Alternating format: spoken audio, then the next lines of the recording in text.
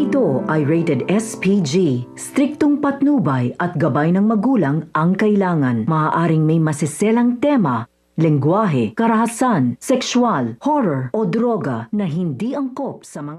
Nalaman na nga ni Noah na nakatira nga itong si Manuel sa bahay ni na Felma.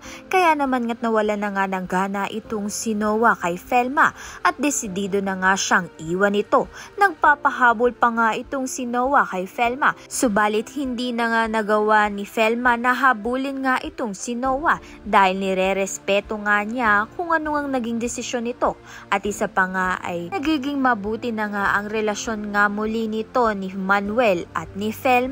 Sa kabilang banda naman nga malalaman na nga ni Andrea ang itinatago nga nito ni Colleen at ni Felma, na tinatago nga ni Felma at ni Colleen itong si Manuel na nakatira sa bahay nga nila.